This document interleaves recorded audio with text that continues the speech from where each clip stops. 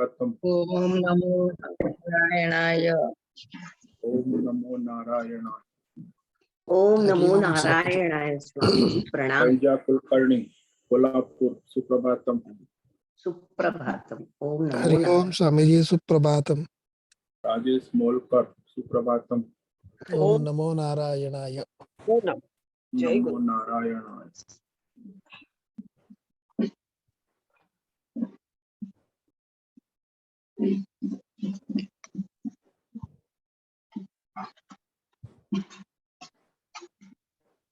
ओम नमो भगवते वासुदेवाय। ओम नमो भगवते वासुदेवाय। ओम नमो भगवते वासुदेवाय। ओम नमो भगवते वासुदेवाय। ओम नमो भगवते वासुदेवाय। ओम नमो भगवते वासुदेवाय। ओम नमो भगवते वासुदेवाय। ओम नमो भगवते वासुदेवाय। ओम भगवते वासुदेवाय।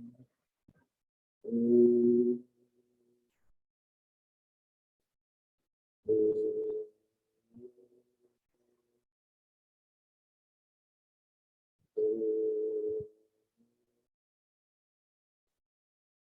ओम श्री परमात्मने नमो नमः।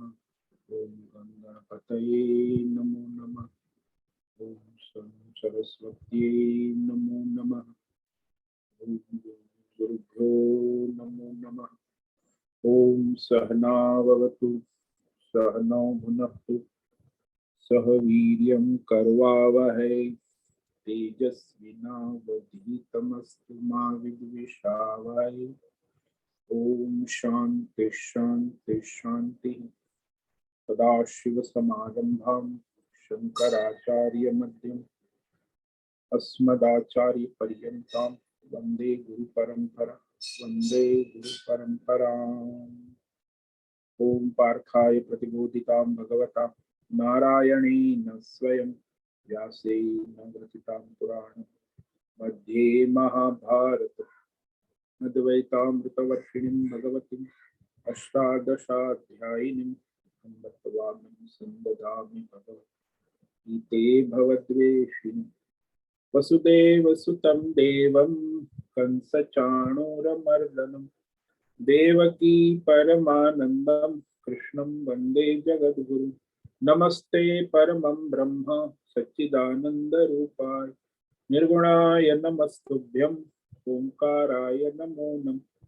सर्वे दुर्गाणि तरन्तु सर्वे भद्राणि पश्यन्तु सर्वे सद्बुद्धिमाप्नोतु सर्वे सर्वत्र नन्दतु।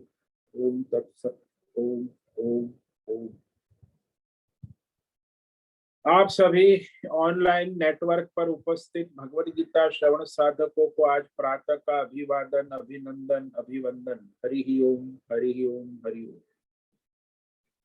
हम सबको आज का यह दिव्य दिन तन मन धन जन देश काल विषय वस्तु परिस्थिति अवस्थाएं अध्यात्म भौतिक दैवी व्यष्टि समष्टि क्षेत्र सभी को अपने अपने पूर्व में अनंत जन्मों में किए हुए संचित पाप पुण्य धर्म अधर्म कर्मों के पके हुए फलस्वरूप वर्तमान में आज अपने अपने प्रारब्ध अनुसार परमेश्वरीय अचिंत्य योग माया के माध्यम से प्रसाद स्वरूप में प्राप्त हुआ है। अतः आज का यह दिव्य दिन परमार्थ हेतु निष्काम सेवा यज्ञ देव यज्ञ ऋषि यज्ञ पितृ यज्ञ मानव यज्ञ भूत प्राणी यज्ञ सात्विक दान शारीरिक वाचिक मानसिक तप निष्काम कर्म योग ध्यान योग भक्ति योग ज्ञान योग साधनाएं स्वाध्याय वेद शास्त्रों का अध्ययन अध्यापन उपासना आराधना के लिए समर्पित करे और कराए। अत्यंत दुर्लभ मनुष्य जीवन को परमार्थ हेतु सार्थक करे और कराए। आज विक्रम संवत 2080 अधिक मास श्रावण शुक्ल पक्ष की एकादशी तिथि, कमला एकादशी, ये आती है 3 साल में एक बार।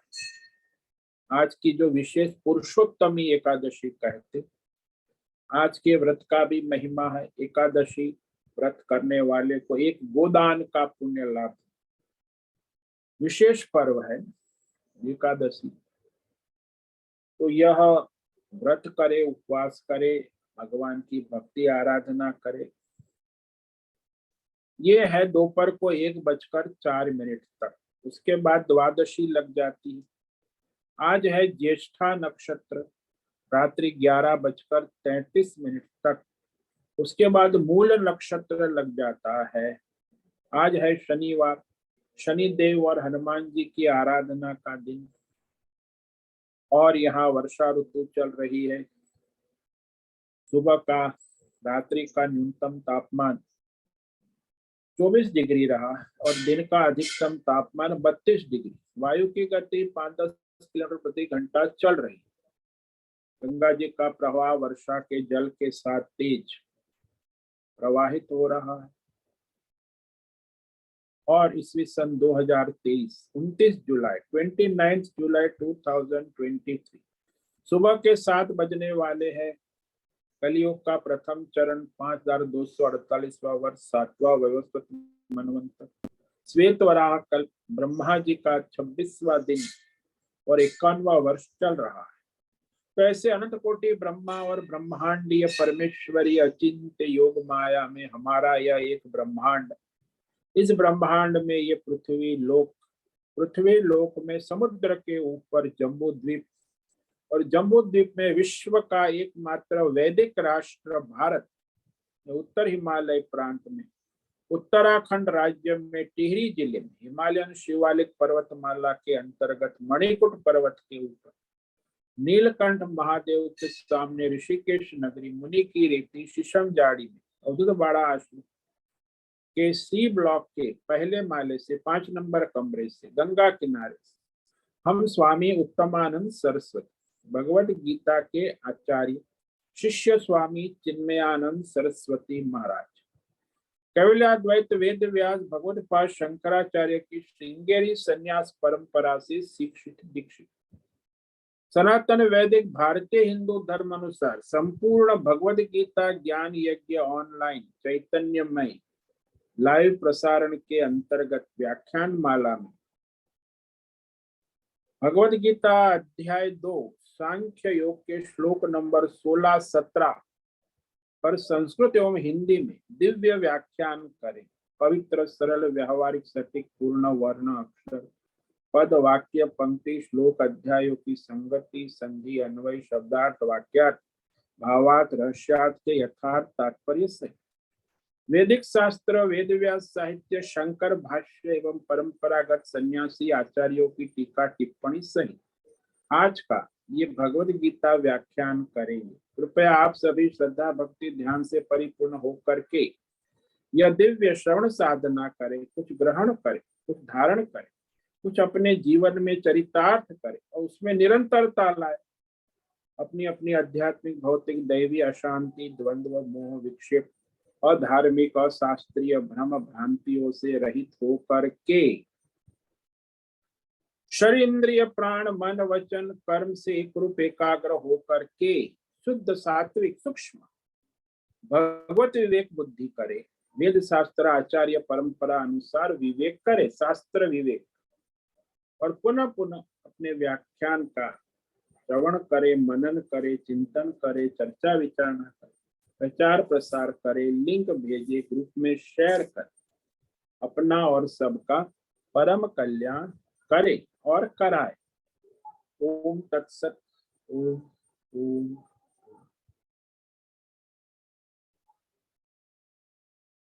तो कल हमने श्लोक नंबर 16 पर विचार किया था, जिसमें भगवान सत्य और असत्य का विवेक करा रहे हैं। उसका लक्षण क्या है, सत्य क्या है और असत्य क्या है। ना सतो विद्यते भावो, ना भावो विद्यते सतः, उभयोरपि द्रष्टोऽन्तः त्वनयोस्तत्त्वदर्शिभिः। असत का, असत की भाव यानी सत्ता नहीं है, और सत का अभाव नहीं यानी सत्य की ही सत्ता है। इस प्रकार सत असत दोनों का विवेक करने वाले, उभयो अपि, उस दोनों के तत्व को जानने वाले तत्वज्ञानी, जो इस विवेक को करते हुए अपने आत्म स्वरूप में स्थित रहते हैं। असत यानी जो नहीं है, हम कहते नहीं है, तो नहीं है दो प्रकार का होता है। एक तो जो प्रतीत भी हो रहा है, और दूसरा जो प्रतीत होने पर भी नहीं है। जैसे हमने कल दृष्टांत दिया था कि वह गधे के सिंग जो है ही नहीं, नहीं है मतलब है ही नहीं कभी तीनों काल में, प्रतीत कभी हो ही नहीं सकता, और दूसरा है प्रतीत होने पर भी नहीं है। जैसे रज्जु में सर्प, सर्प प्रतीत होने पर भी वहां सर्प नाम की कोई चीज है। इसीलिए विवेक करना चाहिए कि जब हम जगत को मिथ्या कहते हैं, तब लोगों का प्रश्न होगा कि क्या गधे के सिंग की तरह नहीं है? तो हम कहते नहीं, हम देख रहे हैं कि ये संसार है, सबको दिखता है, लेकिन वो जो देखने वाला संसार है वो मिथ्या है, दिखता है लेकिन नहीं है। जैसे सर्प दिखता है लेकिन वहां तो रज्जु ही है, ऐसे ही संसार दिखता है परंतु वहां तो केवल परमात्मा ही है, तो उसे मिथ्या कहे। जैसे गहने दिखते हैं लेकिन वहां गहना है नहीं, मिथ्या है, सुवर्ण तत्व ही है। जैसे घड़ा दिखता है लेकिन वहां घड़ा है नहीं, मिट्टी ही है, प्रतीत होता है।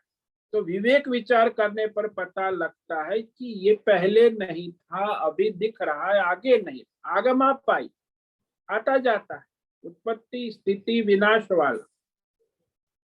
तो ऐसा संसार जो है जिसका हम अनुभव करते हैं, उस संसार को न सत्य है न असत है, न हमेशा है न हमेशा नहीं है। वो तत्वदर्शी ये तत्व को देखते हैं, क्या है क्या नहीं है। तो जिस संसार को हम देख रहे हैं वो मिथ्या संसार जगत, तो वो तत्वज्ञानी है, वो नहीं देखता। नहीं देखता का मतलब ऐसा नहीं है कि उसे प्रतीति नहीं होती, दिखता है। जैसे सुनार है, सुनार अपने सारे गहने को देखता है लेकिन उसे गहना नहीं दिखता, उसे सोना दिखता है। सोने का परीक्षण करता है, गहने का परीक्षण नहीं करता। तो वैसे ही संसार में जो भी हम देखते हैं, तत्वज्ञानी है प्रत्यक्ष अनुभव में जो विषय है और उस विषय को वो नहीं है इस रूप में समझते। प्रतीत हो रहा है, उसमें क्या है, नहीं क्या है, इस प्रकार है और नहीं, दो अलग अलग तत्व को देखना।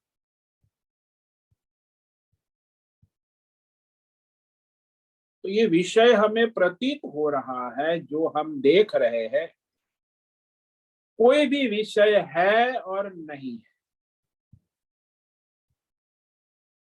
तो अलग नहीं करते, मिलाकर देखते। यही तो अज्ञान है ना, दोनों को मिला दिया, संसार को और परमात्मा को। गहने और सोने को मिला दिया, मिलावट हो गई, तो भ्रम खड़ा हो गया। ये मिलावट जो है ना, घड़े और मिट्टी में मिलावट हो गई, ऐसे ही संसार और परमार्थ तत्व में मिलावट हो गई। अब इस दोनों को अलग अलग करके तत्व ज्ञानी जो है वो देखता है, तो पता चलता है कि ये जो दिख रहा है वो अनित्य है, आगमापायिन है, वो नहीं है। और जो स्थायी है, नित्य है, तत्व है परमात्मा, वो नित्य है। आगमापायिन आना जाने वाला, जैसे गहने आभूषण है वो अनित्य है, आगमापाई उत्पत्ति विनाशी, लेकिन सुवर्ण नित्य है। ऐसे ये संसार अनित्य है, फिर भी वो दिखता है, उत्पत्ति स्थिति लय वाला है, आगमापाई है। तो ये जो विवेक करके जो देखते हैं, तो वह देखना ही विवेक है। जैसे कि अलग करके देखो, वैसे ही पता लगेगा कि सत और असत दो ही है कि एक है। बोले सत्य और असत मिल गए हैं, इसीलिए हमें एक दिखते हैं। वो मिलावट ही एक दिखाती है, वो मिथ्या है, भ्रम है, एक नहीं है। दोनों अलग है, घड़ा और मिट्टी, गहने और सोना। वास्तविकता क्या है? तत्व को जाने तो सत असत की प्रतीति होती है, तो दोनों सत असत अलग हो जाते हैं। वैसे जब उन्हें हम देखते हैं विवेक पूर्वक, तो हमें कोई व्यथा नहीं करनी पड़ती। तो जो तत्व नित्य है वो नित्य है, और जो असत है, अनित्य है, वो अनित्य है। तो जो अनित्य को हम नित्य रहने की सोच कर दुखी हो रहे हैं ना, शोक कर, तो जो अनित्य है वो कभी नित्य नहीं हो सकता, जो नित्य है कभी अनित्य नहीं। तो अर्जुन का शोक और व्यथा का कारण क्या है? जो मिलावट हो गई।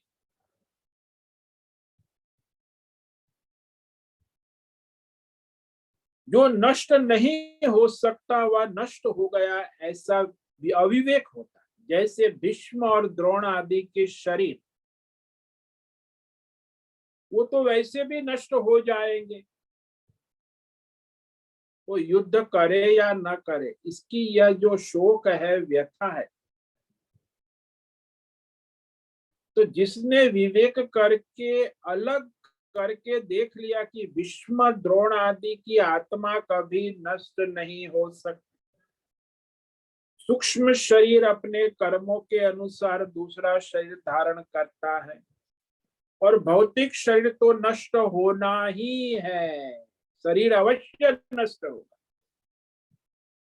ये तीन विवेक जिसने कर लिए कि भौतिक शरीर नश्वर है, सूक्ष्म शरीर यदि कामना वासना है तो अपनी कामना के अनुसार दूसरे शरीर को, लोक संसार को प्राप्त करेगा, और आत्मा तो नित्य है इसमें, तो उसे शोक नहीं होगा, व्यथा नहीं। संसार में व्यवहार तो सब करते, व्यवहार तो होते ही रहेंगे जब तक प्राण है, शरीर है, संसार है। तो कई बार लोग प्रश्न पूछते कि भाई जो आत्मज्ञानी है, जिसे साक्षात्कार हो गया, आत्मज्ञान में स्थित है, क्या उसको सुख दुख होता है या नहीं? तो शास्त्र में इसका बड़ा विचार हुआ है कि आत्मज्ञानी सर्वभूतात्मा भूतात्मा कह दिया कि वो सभी आत्मज्ञानी सभी प्राणियों में अपने आत्मा को ही देखता है। तो क्या सारे प्राणियों के सुख दुख से क्या सुखी दुखी होगा? बोले नहीं। तो क्या सबके सुख दुखों से सुखी दुखी कैसे होगा? बताए कि सुख दुख का कारण तो अज्ञान है। अज्ञानी सुखी दुखी होता है। ज्ञानी जो है वो आनंद में रहता है। तो आत्मज्ञान में वो आनंद है, सुख दुख नहीं है। आनंद ही आत्मा का स्वरूप है। तो ये सारे संसार के द्वंद्व व सुख दुख का कारण क्या है? उस आत्मा का अज्ञान। अज्ञान के कारण ही सभी जीवात्मा संसार में सुखी दुखी होते रहते, द्वंद्व में घूमते रहते। तो ये अज्ञान परमेश्वर ईश्वर अवतार में नहीं है, और जीवन मुक्त आत्मज्ञानी महात्मा में भी अज्ञान नहीं। जिसमें अज्ञान नहीं है वो कभी सुखी दुखी नहीं हो सकता। जो अज्ञानी है वो तो हमेशा सुखी दुखी रहेगा। तो सभी के अंतःकरण में रहने वाला अंतर्यामी आत्मा आनंद स्वरूप है। उसे आनंद की अनुभूति निरंतर हो, क्योंकि उसमें अज्ञान नहीं। आत्मज्ञानी है वो परमात्मा के ज्ञान में स्थित है। इसीलिए उसे सांसारिक सुख दुख का अनुभव नहीं। जैसे कलाकार है, कलाकार को पात्र के सुख दुख का अनुभव नहीं, उसका साक्षी है, प्रकाशक है, दृष्टा है। जानता है कि ये सुख दुख पात्र के है, काल्पनिक है, वास्तविक नहीं। तो यहाँ सुख दुख को ही भगवान ने कहा व्यथा, शोक। तो सुख होता है वो हर्ष करता है, और दुख होता है वो व्यथा उत्पन्न। ये दोनों नहीं होता। हर्ष शोक में समत्व जिसको कहा ना गीता में। तो आत्मज्ञानी तत्वदर्शी होने के कारण संसार के सारे विषय अनुभव में वह सत और असत को अलग जानता है।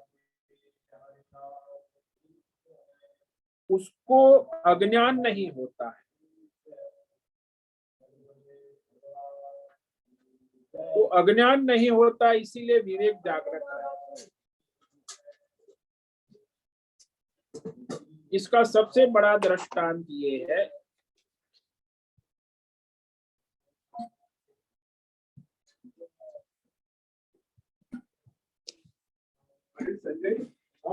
बाहर की खिड़की बंद कर देना। बाहर खिड़की है उसको बंद।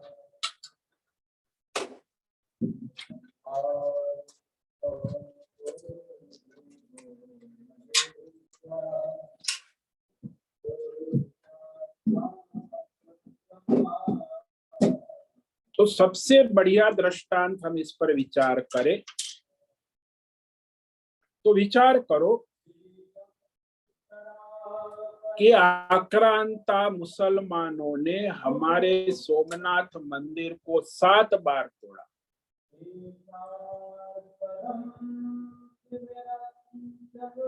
फिर भी शिव जी का शिवलिंग तो वहां मूल जो स्वयंभू शिवलिंग उसे तो उन्होंने तोड़ दिया, नष्ट कर। फिर दूसरा मंदिर बना लिया, 7 बार मंदिर बनाया, 7 बार तोड़ा। सोमनाथ का शिवलिंग जो है उसकी पूजा आज भी होती है, वैसे ही होती है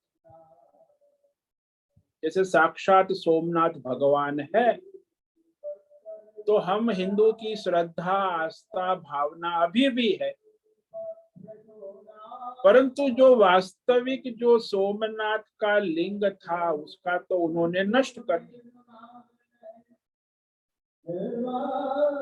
फिर भी ये भ्रम नहीं है कि हमें अब तो शिवलिंग नहीं रहा इसीलिए आप शिव जी का श्राद्ध करेंगे, क्योंकि अब तो शिव जी नहीं रहे, ऐसा तो हमारी भावना नहीं।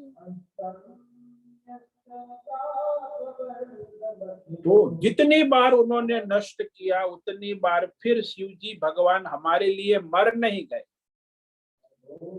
सोमनाथ शिवलिंग जो है सारा अभी भी वही हम भाव रखते हैं, परंतु जानते हैं कि वो जो हमारा मूल स्वयंभू शिवलिंग है उसको उन्होंने नष्ट कर दिया, लेकिन अभी जो शिवलिंग है वो भी उन्हीं का स्वरूप है, उनका प्रतीक है। ठीक इस प्रकार से सारे संसार का व्यवहार करते हुए भी तत्वज्ञानी आत्मज्ञानी संसार के उस व्यवहार को मिथ्या जानते, तो ये विवेक, सारा व्यवहार करते समय ये विवेक होना कि ये सच्चा नहीं है, लेकिन फिर भी भगवान का स्वरूप है। सोमनाथ की पूजा करते हुए जानते हैं कि स्वयंभू शिवलिंग नहीं है, फिर भी हम शिव भगवान की आराधना पूजा जैसे करते थे वैसे ही करते। तो इसी प्रकार संसार का सारा व्यवहार करते हुए विवेक रखना है कि ये सच्चा नहीं है, मिथ्या है, सत्य का हिस्सा अलग है, असत्य का हिस्सा अलग है, दोनों को मिलावट ना कर। जब यह विवेक रहेगा तो वो तत्वदर्शी कहा जाएगा, अन्यथा तत्वदर्शी बनने के साधक बनना आवश्यक है।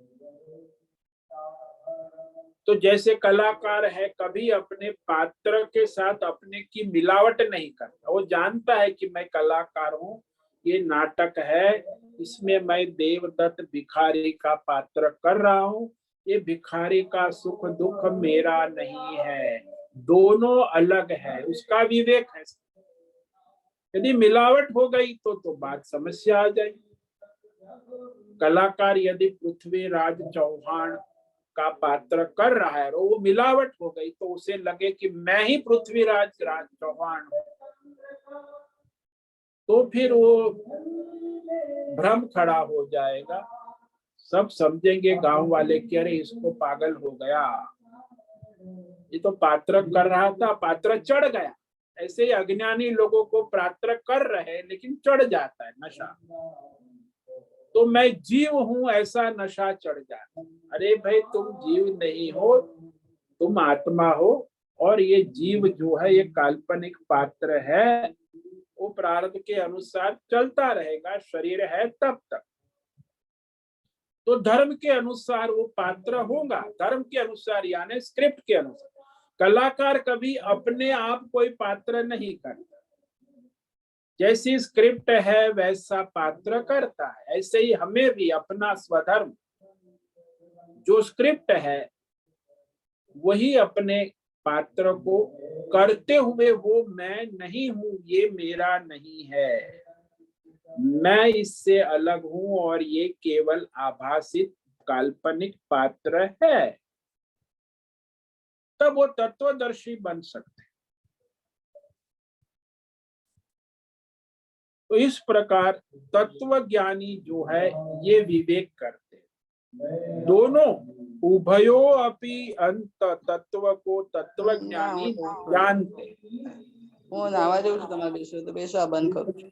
तो इस तरह कहने के बाद अब ये सत्य और असत तत्व के स्वरूप का निरूपण करने के बाद अर्जुन को भगवान युद्ध के लिए प्रेरित करते, स्वधर्म करो, इतना जान लो, अब मिलावट मत करो, ये आत्मा अमर है और तुम अर्जुन हो, क्षत्रिय हो, युद्ध के लिए आए हो, तो अपने स्वजन मोह को छोड़कर युद्ध के लिए कर्तव्य बोध कराते। सभी मनुष्य को समझ लेना चाहिए कि परमात्मा नित्य है, लेकिन हमारा वर्तमान प्रारब्ध क्या है, उसमें हमारा स्वधर्म कर्तव्य क्या है वो करना आवश्यक है। इसीलिए आगे के श्लोक में इस आत्मा का विवेक कराने के बाद भगवान जो है कर्तव्य बोध कराए। कि जिसका कभी अभाव नहीं हो सकता वो सत नित्य है और असत है वो अनित्य है। अविनाशी तो तद विद्धि ये न सर्वमिदं ततम् विनाशमव्ययस्यास्य न कश्चित् कर्तुमर्हसि।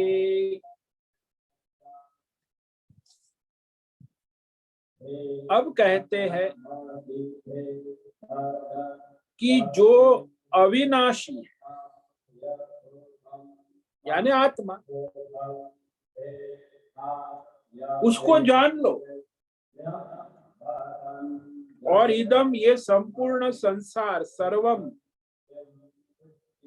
उस परमात्मा से ही व्याप्त है। इदम सर्वम, तो इस अविनाशी का विनाश करने में कोई भी समर्थ नहीं, क्योंकि आत्मा अविनाशी है और संसार विनाशी है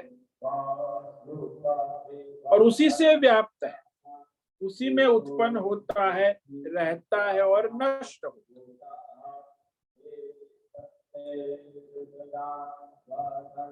तो वो जैसे मिट्टी अविनाशी है उसको जानो, और ये घड़े की दुनिया, घड़े सकोरे टकोरे खिलौने मिट्टी के सारे उस मिट्टी से ही व्याप्त है।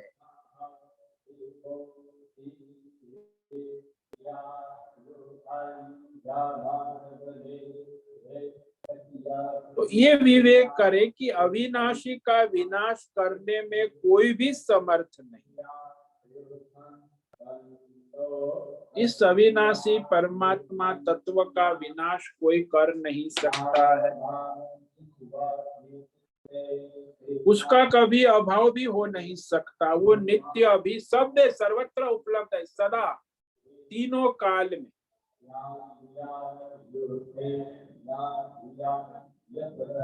तो अविनाशी का विनाश करने का कोई संभव नहीं है।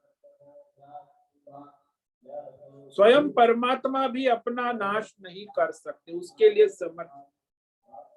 दूसरे की तो बात छोड़ो, भगवान कहते कि जिसको मैंने यहाँ सत कहा है सब में लगेगा। है शब्द से कहा था है, संसार में सभी बोलते हैं ये क्या है, ये कौन है, ये क्या हो रहा है के बिना कुछ नहीं है सब में है। तो है अविनाशी है। जैसे किसी को कहते हैं कि ये देवदत्त है, ये यज्ञदत्त है,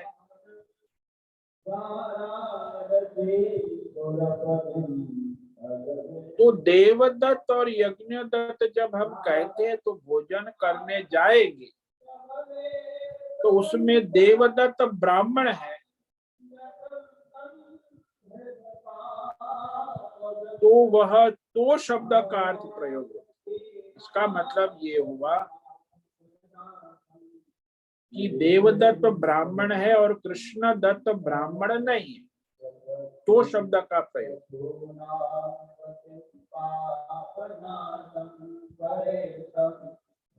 तो यहाँ सत और असत कहा, उसमें सत है वह तो अविनाशी, ऐसा भगवान का। तो सत तो अविनाशी अर्थात जो असत है वो विनाशी है, परिवर्तनशील है।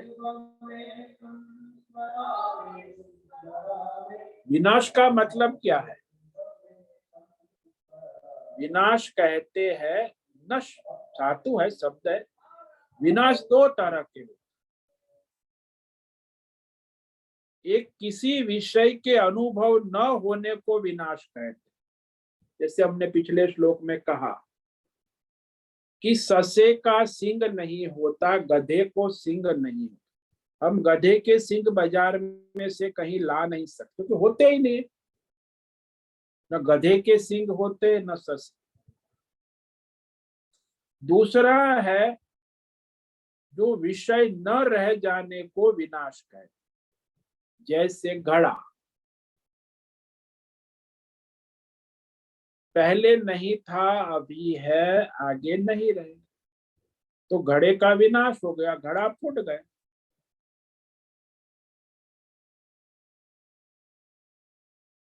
तो इस विषय में हमारे वेदों में एक गुरु शिष्य की कथा आती है कि गुरु ने शिष्य से पूछा कि तुम एक कटोरे में कटोरा जल भर के ले आओ और एक नमक की डली ले आओ। शिष्य ने तो कटोरा भर के ले आया, एक नमक की डली भी ले आया। अब कहा देखो, अभी इस लोटे में ये नमक की डली को डाल दो और इसे अलमारी में बंद करके रख दो, कल सुबह आना। अलमारी बंद कर दी। फिर सुबह शिष्य आया, उसे कहा अलमारी खोलकर लोटा ले आओ, तो शिष्य लोटा ले आया। उसने कहा इसमें नमक की डली निकालो। गुरुजी ने कहा, रात को डाली थी ना। तो देखने लगा, लेकिन उसमें नमक की डली कहीं दिखाई नहीं। उसने कहा गुरुजी इसमें नमक की डली नहीं है। गुरुजी ने कहा तुम खा गए होंगे रात को आके। नहीं नहीं, शिष्य ने कहा यही इसी में रखा था। तो नमक की डली गई कहाँ? शिष्य घबराया। तब गुरुजी ने कहा देखो, इसका पानी तुम चखो, ऊपर से चखो, चखा नमकीन है, नीचे से चखो नमकीन है, दाएं से चखो नमकीन है, बाएं से चखो, चारों ओर से चखा। कहा कि ये तो नमकीन है, नीचे भी, ऊपर भी, दाएं भी, बाएं भी, अगल बगल में चखा, नमकीन ही नमकीन। तब गुरुजी ने कहा कि उसको समझाए कि वह नमक की डली ही ये सारे पानी में व्याप्त है। अभी वो डली आंख से नहीं दिख रही, परंतु आप जीभ से चख कर उसे जान रहे हो कि इसमें नमक की डली है।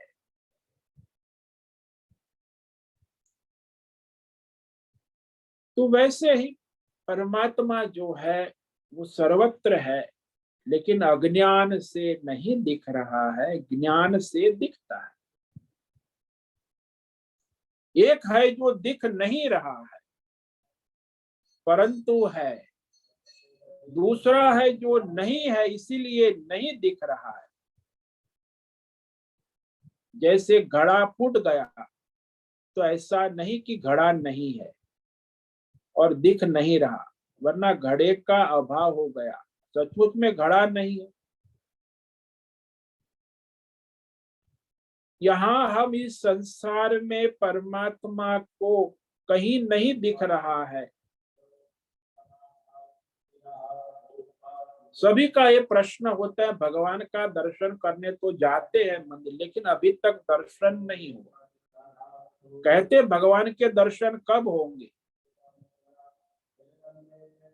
अरे मंदिर में जाते हैं, बद्री धाम, जगन्नाथ, रामेश्वर, 4 धाम, पूरे राष्ट्र, देश विदेश मंदिरों में भगवान के दर्शन करने करोड़ों लोग जाते हैं। द्वारका जाते, चारों धाम, यहाँ ऋषिकेश, आज इस यहाँ तो हमारे 4 धाम में इस बार 60 लाख लोग दर्शन करने आए।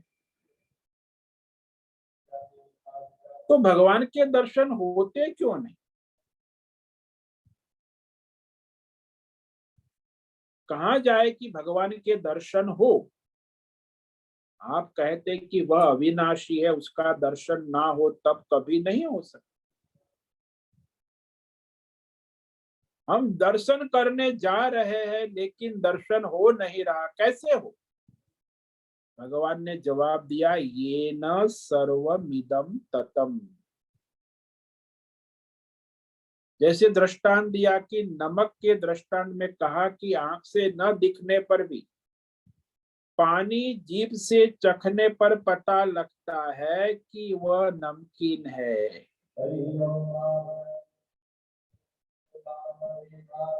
पानी में व्याप्त विद्यमान नमक ही है, पर आंख से नहीं दिखता, जीभ से चख कर जानते हैं। इसलिए नमक का अदर्शन नहीं है।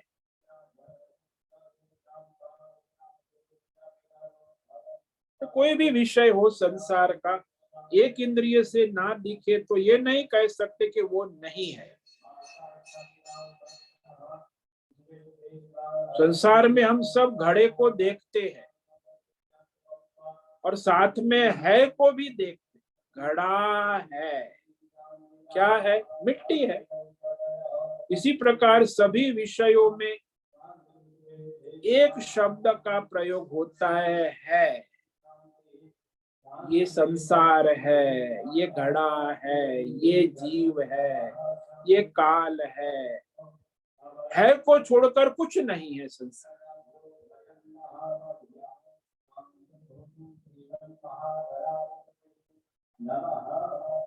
तो वहां स्पष्ट हो गया कि है अविनाशी है, क्योंकि सर्वत्र अनुगत उपलब्ध हो रहा है और हम बोल रहे हैं प्रतिदिन,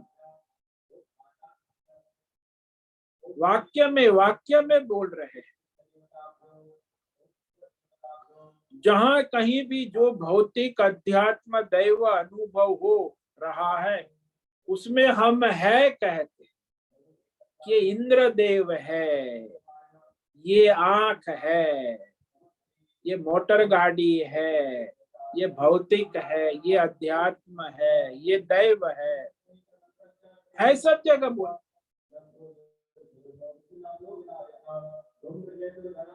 सर्वत्र अनुगत उपलब्ध हो रहा है। वो अविनाशी शब्द या अविनाशी तो तद्विद्धि, उसे अविनाशी जानो।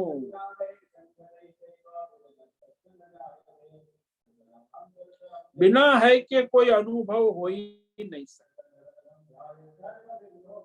इसीलिए यह विवेक विचार करके परमात्मा सर्वत्र उपलब्ध है।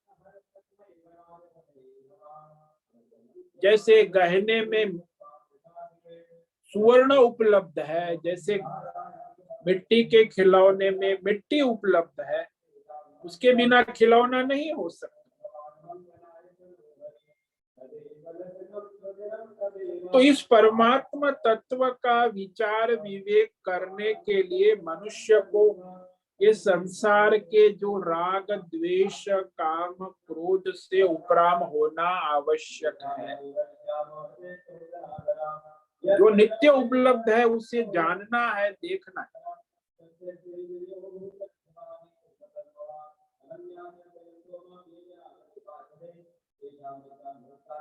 तो यहाँ संसार में सोने की परीक्षा करो तो गहने का आकार बिगड़ेगा, गहने के आकार का मोह रखोगे तो सुवर्ण में ठगे जाओगे। ऐसे ये संसार नाम रूप के मोह माया में सत तत्व नहीं दिख सकता, क्योंकि संसार के नाम रूप गुण दोष और कर्म में जब बुद्धि मोहित रहती है तो बुद्धि सत परमात्मा तत्व का एकाग्र नहीं कर पाते, नहीं हो पाए।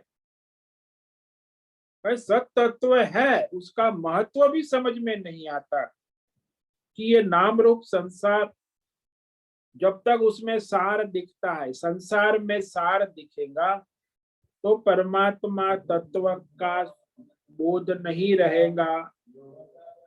जब संसार असार दिखे तो विवेक होगा।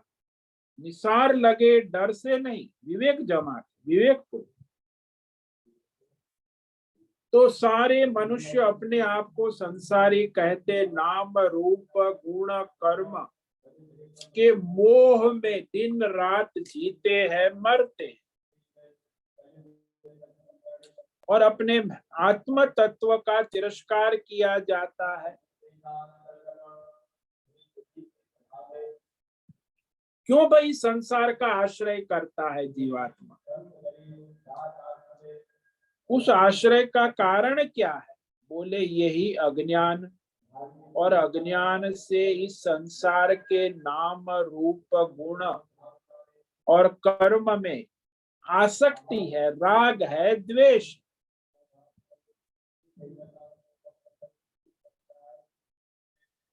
तो सत तत्व में मन नहीं लगता।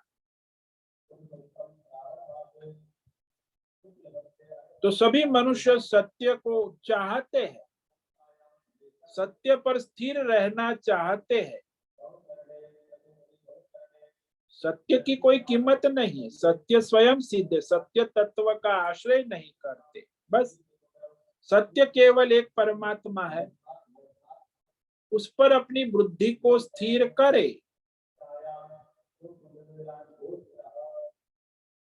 तो सत्य और असत्य दोनों की प्रतीति होती है। तो दोनों में क्या कहते हैं हम? कि संसार को सत्य मान लेते हैं, और सत्य है उसका विवेक ज्ञान नहीं है। तो असत्य को सत्य मान लेना, सत्य को असत्य मान लेना, यही भ्रांति है। प्रतीति दोनों की होती है, नहीं है उस नाम रूप की प्रतीति होती है, और है उस सत्य की भी प्रतीति। सोने की भी प्रतीति होती है, गहने की भी प्रतीति, लेकिन हमारी बुद्धि कहाँ लगी है? गहनों में है कि सोने में? प्रतीति दोनों की है, लेकिन गहनों में राग आसक्ति होने के कारण हमें सुवर्ण दृष्टि प्राप्त नहीं होती। सुवर्ण है, गहना नहीं है, लेकिन हमारी गहने दृष्टि के कारण हमारी सुवर्ण दृष्टि ढक जाती। ऐसे ही हमारी संसारी दृष्टि के कारण परमार्थ दृष्टि ढक जाती। अब वो आत्मज्ञान साधना विवेक करोगे, संसार की मोह माया से निष्काम कर्म योग करोगे, तो ये राग आसक्ति का निवारण होगा। तो ये परमार्थ दृष्टि तो है ही, प्रकट हो जाएंगे। केवल अज्ञान से संसार में जो मोह माया राग आदि से सत्यत्व बुद्धि है, उसमें विवेक हो जाए कि सत्य नहीं है, मिथ्या है, असत्य। तो ये जो आत्मज्ञान साधना के द्वारा दृष्टि बदल जाएगी, तब हमारी मुख्य दृष्टि है कि हो जाएगी। ते संसार के नाम रूप कर्म गुण केवल प्रतीति मात्र रहेंगे। तो इस प्रतीति के समय उसके व्यवहार में हमें कभी व्यथा नहीं होगी। जैसे कलाकार है, पात्र कर रहा है, और जो देवदत्त का पात्र कर रहा है उसकी मृत्यु हो रही, अंतिम सांस, कलाकार उसे कर रहा है, लेकिन उस पात्र की मृत्यु से देवदत्त मर रहा है। ये वो पात्र है। तो काल्पनिक स्क्रिप्ट के अनुसार तो उस मृत्यु से कलाकार व्यथा शोक में नहीं जाता। हाँ, वो देवदत्त पात्र को शोक होगा, वो चिल्लाएगा कि मैं मर रहा हूं, कुछ करो, मुझे बचाओ, शोक करेगा, पात्र करेगा। कलाकार जो है वो कभी शोक और व्यथा नहीं। पात्र की मृत्यु हो रही है, वो हंसेगा कि अरे पात्र चलो समाप्त हो रहा है, उसे व्यथा नहीं हो पात्र की मृत्यु से, कलाकार को। ऐसे ही जो आत्मज्ञानी है उसे अपने या किसी के शरीर के मृत्यु से शोक और व्यथा नहीं हो सकती है। इसलिए भगवान ने कहा अविनाशी तू तद्विद्धि, उसे विद्धि, ठीक से जान लो। कि वह अविनाशी आत्मा है, उसी से सारा संसार व्याप्त, इदम सर्वम व्याप्तम। इस श्लोक पर हम कल भी विचार करेंगे। तो आज जो हमने 17वें श्लोक पर विचार प्रारंभ किया है, अविनाशी तु तद्विद्धि येन सर्वमिदं ततं विनाशमव्ययस्यास्य न कश्चित् कर्तुमर्हति। अविनाशी उस आत्मा को जानो जिससे ये संपूर्ण जगत व्याप्त है। इस अविनाशी का विनाश करने में कोई भी समर्थ नहीं है। स्वयं परमात्मा भी इस आत्मा का विनाश करने में समर्थ नहीं है, कोई भी नहीं कहता। ओम नमो नारायणाय, ओम नमो नारायणाय, ओम नमो नारायणाय, ओम नमो नारायणाय, ओम नमो नारायणाय। कायेन वाचा मनसेन्द्रियैर्वा बुद्ध्यात्मना वा प्रकृते स्वभावात् करोमि यद्यत् सकलं परस्मै नारायणायेति समर्पयामि, नारायणायेति समर्पयामि। सर्वे भवन्तु सुखिनः, सर्वे सन्तु निरामयाः, सर्वे भद्राणि पश्यन्तु, मा कश्चित् दुःखमाप्नुयात्। अस्तु मा सद्गमय, तमसो मा ज्योतिर्गमय, मृत्योर्मामृतम्। ओम पूर्णमद पूर्णमिदं पूर्णात् पूर्णमुदच्यते पूर्णस्य पूर्णमादाय पूर्णमेवावशिष्यते। ओम शांति शांति शांति। शंकरं शंकराचार्यं केशवं बादरायणं सूत्रं भाष्यकृतौ वन्दे भगवन्तौ पुनः पुनः।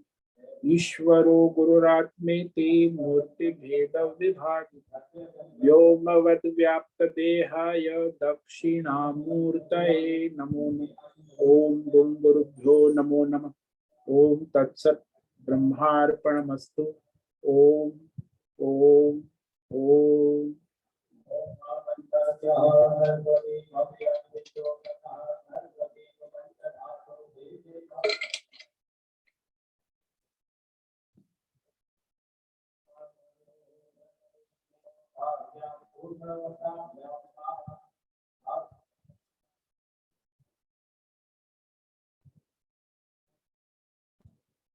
तो आज जो है पुरुषोत्तम एकादशी है, कमला एकादशी विशेष पर्व है।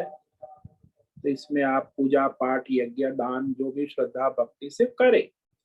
आज का पर्व ये, और कहा है शास्त्रों में कि इस व्रत का पालन करने से मनुष्य का जो है अनेक पुण्य, गोदान का पुण्य, एक गोदान का पुण्य इस व्रत में है। तो हमारे सनातन धर्म में व्रत ही अंतःकरण शुद्धि का साधन है। भगवान को समर्पित भाव से करे एकादशी व्रत।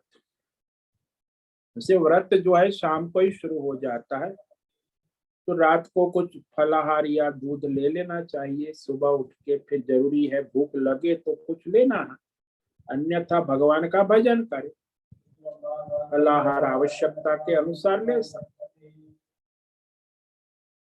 अन्न ना ग्रहण करें, चावल रोटी आदि दाल। ठीक है, समय है, किसी साधक को कोई प्रश्न है पूछ सकते हैं अभी।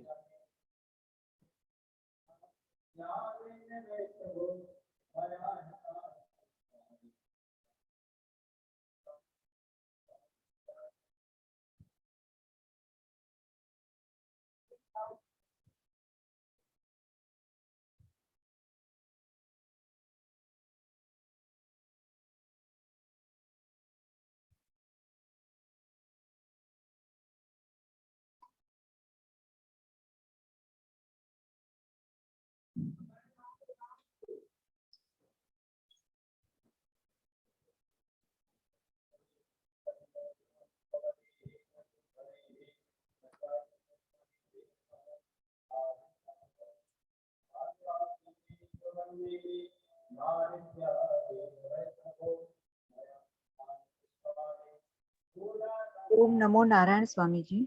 ओम नमो नारायण। बोलो हेमा। स्वामी जी, ये प्रश्न ये अध्याय का नहीं है, मगर मैं ऐसे ही पूछ रही हूँ कि ये जो गायत्री मंत्र है, क्या वो स्त्रियां नहीं कर सकती, ऐसा है क्या?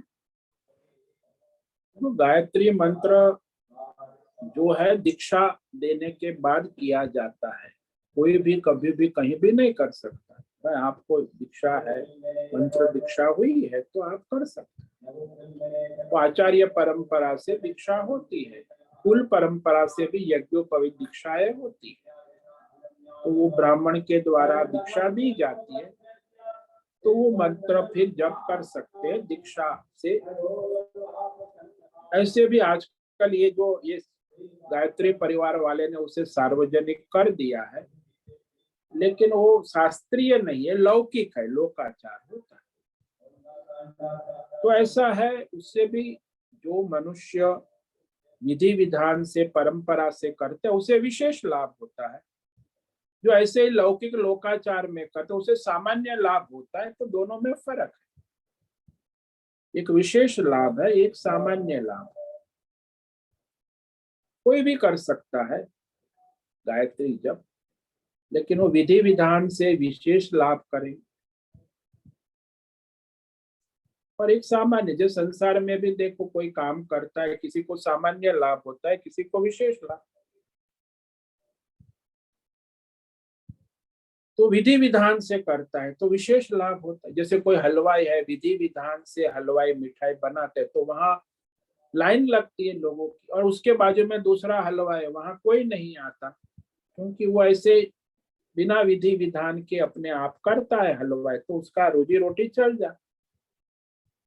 तो सामान्य लाभ तो उसे भी होता है। दोनों हलवाई है, वो भी जिलेबी बनाता है, वो भी जिलेबी, वो शुद्ध देशी घी की सुगंधी विधि विधान से बनाता है, भगवान को भोग लगा के देता है, तो वहां लोगों की भीड़ लगती है।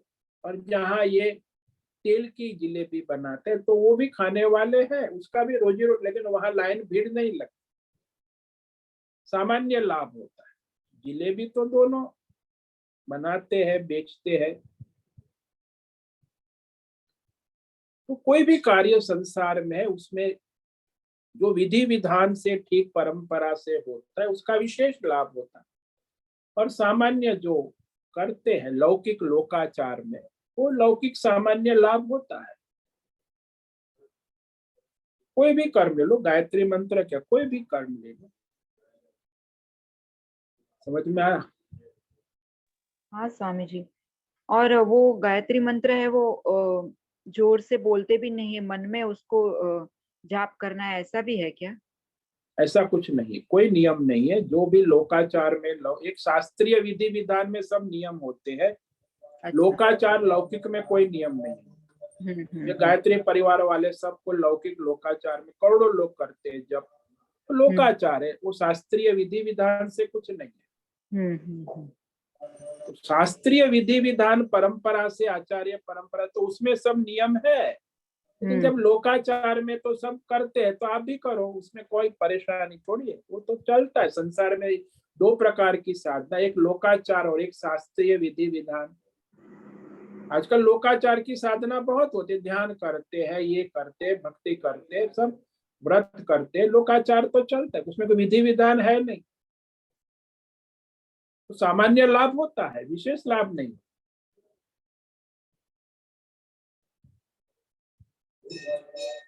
हाँ स्वामी जी, बहुत बहुत धन्यवाद। ओम नमो नारायण। ओम नमो नारायण। हरिओम स्वामी जी। हाँ बोलो। हेमा ने जो प्रश्न पूछा उसी के विषय में है मेरा भी प्रश्न, हाँ कि बोलो। स्नान किए बिना भी मतलब जप कर सकते हैं गायत्री का?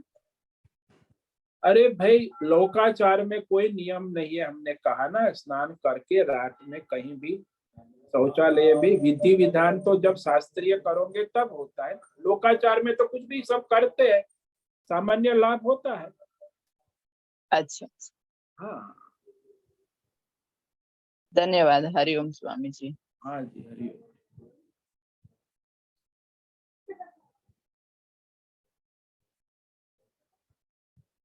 तो ये जो साधनाएं है मनुष्य दो प्रकार की होती है, एक लोकाचार और एक शास्त्रीय विधि विधान आचार्य परंपरा से। दोनों में फर्क है और रहेगा। और आजकल लोकाचार ज्यादा चल रहा है, सब करते भक्ति धर्म कर्म, लेकिन लोकाचार है। कुल परंपरा, आचार्य परंपरा, शास्त्रीय विधि विधान से जो साधन होता है वो विशेष फलदायी होता है। स्वामी जी, मगर अगर शास्त्रीय विधि विधान पता नहीं और ऐसे करते हैं तो उसमें दोष तो नहीं है ना? दोष लगता है उसका? दोष कुछ नहीं है, लोकाचार है अपनी, बस उसमें कोई दोष नहीं है। आपको सामान्य लाभ भी होगा। लोकाचार है, आज तो सब लोकाचार ही चल रहा है। ये कथा वार्ता, ये क्या अभी यहाँ हमारे कथा चल रही है पुरुषोत्तम, तो ये भजन गाना बजाना और क्या है, कुछ है ही नहीं, तत्व ज्ञान तो है नहीं। लोकाचार, सामान्य लाभ होगा, विशेष लाभ नहीं होगा।